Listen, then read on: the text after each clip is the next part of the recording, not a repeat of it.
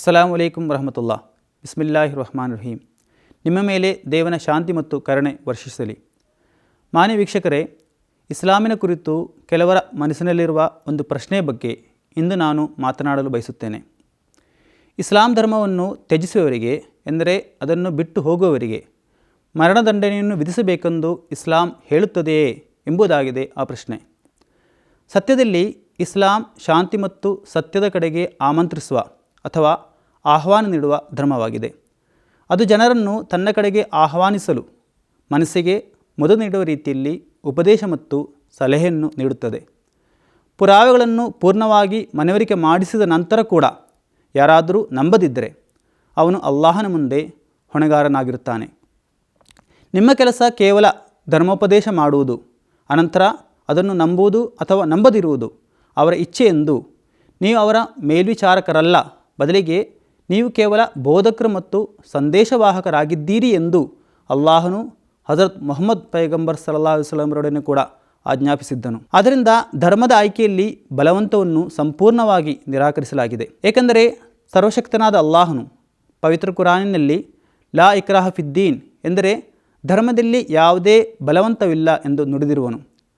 ಜಾಗತಿಕ ಅಹಮದಿಯಾ ಮುಸ್ಲಿಂ ಜಮಾತಿನ ಈಗಿನ ಸರ್ವೋಚ್ಚ ನೇತಾರ ಹಜರತ್ ಮಿರ್ಜಾ ಮಸ್ರೂದ್ ಅಹಮದ್ ಸಾಹಿಬ್ ಹೇಳುತ್ತಾರೆ, ಇಸ್ಲಾಮಿನ ಪಾರಿಭಾಷಿಕದಲ್ಲಿ ಮುರ್ತದ್ ಅಥವಾ ಧರ್ಮತ್ಯಾಗಿ ಎಂದರೆ ಇಸ್ಲಾಂ ಧರ್ಮವನ್ನು ಸ್ವೀಕಾರ ಮಾಡಿದ ನಂತರ ಇಸ್ಲಾಮಿನಿಂದ ವಿಮುಖನಾಗಿ ಇಸ್ಲಾಮಿನ ವಲಯದಿಂದ ಹೊರಗೆ ಹೋದವನು ಎಂದಾಗಿದೆ.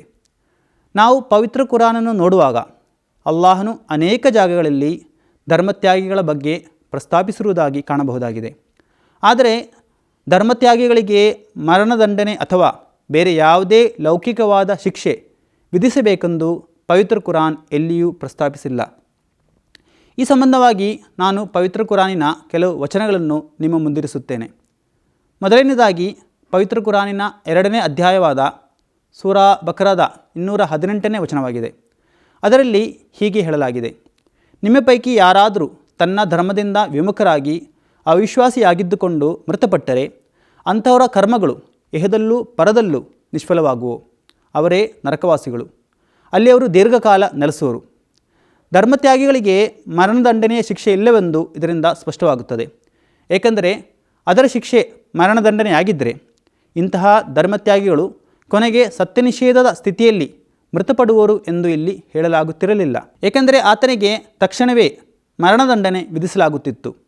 ಮತ್ತೊಂದೆಡೆ ಪವಿತ್ರ ಕುರಾನಿನ 5ನೇ ಅಧ್ಯಾಯವಾದ ಸೂರಾ ಮಾಯಿದದ 55ನೇ ವಚನದಲ್ಲಿ ಅಲ್ಲಾಹನು ಹೀಗೆ ಹೇಳುತ್ತಾನೆ, ಎಲೆ ವಿಶ್ವಾಸಿಗಳೇ, ನಿಮ್ಮಿಂದ ಯಾರಾದರೂ ತನ್ನ ಧರ್ಮವನ್ನು ತೊರೆದು ಹೊರಗೆ ಹೋದರೆ ಅಲ್ಲಾಹನು ತಾನು ಪ್ರೀತಿಸುವ ಜನರ ಒಂದು ಕೋಮನ್ನು, ಸಮುದಾಯವನ್ನು ಬದಲಿಗೆ ತರುವನು.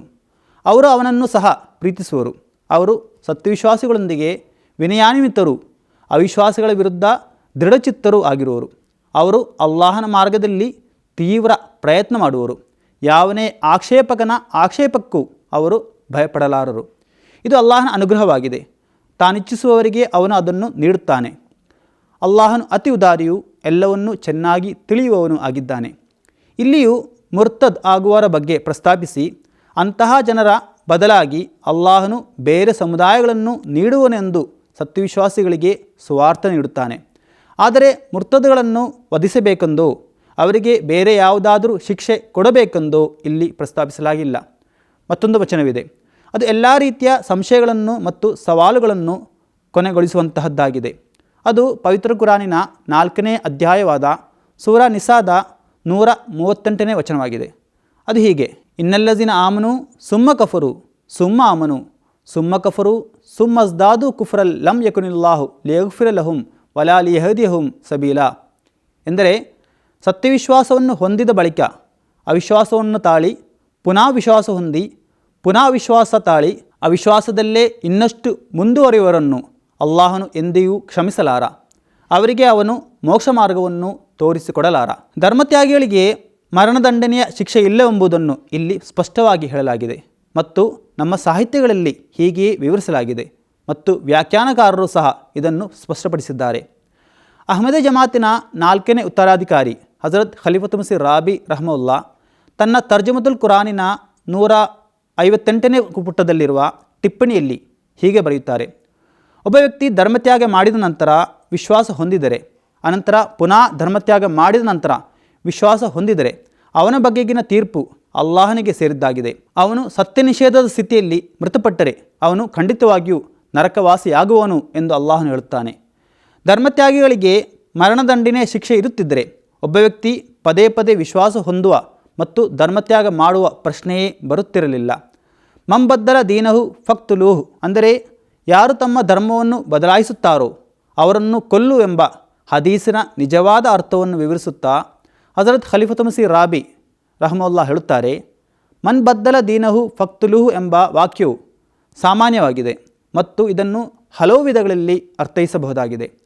ಮನ್ ಎಂಬ ಪದವು ಎಲ್ಲ ಪುರುಷರು, ಮಹಿಳೆಯರು ಮತ್ತು ಮಕ್ಕಳಿಗೆ ಅನ್ವಯಿಸುತ್ತದೆ. ಆದರೆ ಅನೇಕ ಇಸ್ಲಾಮಿಕ ಕರ್ಮಶಾಸ್ತ್ರ ಪಂಡಿತರು ಧರ್ಮ ತ್ಯಜಿಸಿದ ಮಹಿಳೆಗೆ ಮರಣದಂಡನೆ ವಿಧಿಸುವುದನ್ನು ಅನುಮತಿಸುವುದಿಲ್ಲ. ಮತ್ತು ದೀನಹು ಎಂಬ ಪದದಲ್ಲಿ ದೀನ್ ಎಂಬ ಪದವು ಇಸ್ಲಾಂ ಧರ್ಮಕ್ಕೆ ಮಾತ್ರ ಸೀಮಿತವಾಗಿಲ್ಲ. ಪವಿತ್ರ ಕುರಾನಿನ ಸೂರಾ ಕಾಫಿರೂನ್ ಎಂಬ ಅಧ್ಯಾಯದಲ್ಲಿ ವಿಗ್ರಹಾರಾಧಕರ ಧರ್ಮವನ್ನು ಕೂಡ ದೀನ್ ಎಂದು ಕರೆಯಲಾಗಿದೆ. ಈ ಸಾಧ್ಯತೆಗಳೊಂದಿಗೆ ಅಂತಹ ಹದೀಸನ್ನು ತನ್ನ ಧರ್ಮವನ್ನು ಬದಲಾಯಿಸುವ ಮುಸ್ಲಿಮರಿಗೆ ಮಾತ್ರ ಸೀಮಿತಗೊಳಿಸುವುದು ಹೇಗೆ ಸಾಧ್ಯ? ಕಾನೂನಿನ ಸೂಕ್ಷ್ಮ ಭಾಷೆಯನ್ನು ಪರಿಗಣಿಸಿ ಈ ವರದಿಯ ಪ್ರಕಾರ ತನ್ನ ಧರ್ಮವನ್ನು ಬದಲಾಯಿಸುವ ಪ್ರತಿಯೊಬ್ಬ ವ್ಯಕ್ತಿಯನ್ನು ಅವನ ಧರ್ಮ ಯಾವುದು ಎಂದು ಲೆಕ್ಕಿಸದೆ ಕೊಲ್ಲಬೇಕಾಗುತ್ತದೆ. ಹಾಗಾದರೆ ಯಾವನೇ ಯಹೂದಿ ಕ್ರೈಸ್ತನಾದರೆ ಕೊಲ್ಲಬೇಕಾಗುವುದು, ಯಾವನೇ ಕ್ರೈಸ್ತ ಮುಸ್ಲಿಮನಾದರೆ ಕೊಲ್ಲಬೇಕಾಗುವುದು, ಮತ್ತು ಯಾವನೇ ಬಹುದೇವರಾಧಕನು ಬೇರೆ ಯಾವುದೇ ಧರ್ಮವನ್ನು ಆರಿಸಿದರೂ ಅವನನ್ನು ಕೊಲ್ಲಬೇಕಾಗುವುದು. ಅದೇ ರೀತಿ ಮನ್ ಎಂಬ ಪದವು ಇಸ್ಲಾಮಿಕ ಸರ್ಕಾರದ ಗಡಿಗಳ ಹೊರಗೆ ಕೂಡ ಅನ್ವಯಿಸುತ್ತದೆ. ಅಂದರೆ ತನ್ನ ಧರ್ಮವನ್ನು ಬದಲಾಯಿಸುವ ಪ್ರತಿಯೊಬ್ಬ ವ್ಯಕ್ತಿಯನ್ನು ಕೊಲ್ಲಬೇಕಾಗುವುದು. ಇಸ್ಲಾಂ ಮೇ ಇರ್ತಿದಾದ್ ಕಿ ಸಜಾ ಎಂಬ ಪುಸ್ತಕದ 91-92ನೇ ಪುಟಗಳಲ್ಲಿ ಅಹ್ಮದೇ ಜಮಾತಿನ 4ನೇ ನೇತಾರರಾದ ಹಜರ್ ಮಿರ್ಜಾ ತಾಹಿರ್ ಅಹಮದ್ ಸಾಹಿಬ್ ರಹಮುಲ್ಲಾ ಹೇಳುತ್ತಾರೆ, ಧರ್ಮ ತ್ಯಜಿಸಿದವರಿಗೆ ಮರಣದಂಡನೆ ಎಂಬ ಈ ಅಮಾನವೀಯ ಮತ್ತು ಹೊಸ ವಿಚಾರವನ್ನು ಬೆಂಬಲಿಸುವರು. ಈ ಸಿದ್ಧಾಂತವು ವಿವಿಧ ರಾಷ್ಟ್ರಗಳು ಮತ್ತು ಧರ್ಮಗಳ ನಡುವಿನ ಪರಸ್ಪರ ಮಾನವ ಸಂಬಂಧಗಳ ಮೇಲೆ ಹೇಗೆ ಕೆಟ್ಟ ಪರಿಣಾಮಗಳನ್ನು ಬೀರುತ್ತದೆ ಎಂಬುದರ ಕುರಿತು ಏಕೆ ಯೋಚಿಸುತ್ತಿಲ್ಲ? ಈ ಸಿದ್ಧಾಂತವನ್ನು ಸರಿಯೆಂದು ಒಪ್ಪಿಕೊಂಡರೆ ಇತರ ಜನರಿಗೆ ತಮ್ಮ ಧರ್ಮವನ್ನು ಬದಲಾಯಿಸಲು ಅನುಮತಿ ಇರುತ್ತದೆ, ಆದರೆ ಮುಸಲ್ಮಾನನಿಗೆ ತನ್ನ ಧರ್ಮವನ್ನು ಬಿಡಲು ಹಕ್ಕಿರುವುದಿಲ್ಲ ಎಂದಾಗುತ್ತದೆ. ಇಸ್ಲಾಮಿಗೆ ಇತರ ಧರ್ಮಗಳ ಅನುಯಾಯಿಗಳ ಧರ್ಮವನ್ನು ಬದಲಾಯಿಸಲು ಹಕ್ಕಿರುತ್ತದೆ, ಆದರೆ ಇತರ ಧರ್ಮಗಳ ಅನುಯಾಯಿಗಳಿಗೆ ಇಸ್ಲಾಮಿನ ಅನುಯಾಯಿಗಳನ್ನು ಬೇರೆ ನಂಬಿಕೆಗಳಿಗೆ ಮನವೊಲಿಸಲು ಹಕ್ಕಿರುವುದಿಲ್ಲ ಎಂದು ಅರ್ಥೈಸಬೇಕಾಗುವುದು. ಎಂತಹ ಭೀಕರ ರೂಪದಲ್ಲಿ ಇವರು ಇಸ್ಲಾಮಿನ ನ್ಯಾಯ ಮತ್ತು ನಿಷ್ಪಕ್ಷಪಾತವನ್ನು ಜಗತ್ತಿಗೆ ತೋರಿಸುತ್ತಿದ್ದಾರೆ ಎಂದು ನೋಡಿರಿ. ಆದ್ದರಿಂದ ಈ ವರದಿಯಿಂದ ಧರ್ಮ ತ್ಯಜಿಸಿದವರಿಗೆ ಮರಣದಂಡನೆ ಎಂದು ತೀರ್ಮಾನಿಸುವುದು ಸಂಪೂರ್ಣವಾಗಿ ತಪ್ಪಾಗಿದೆ, ಏಕೆಂದರೆ ಅದರ ಅರ್ಥವು ಅಸ್ಪಷ್ಟವಾಗಿದೆ.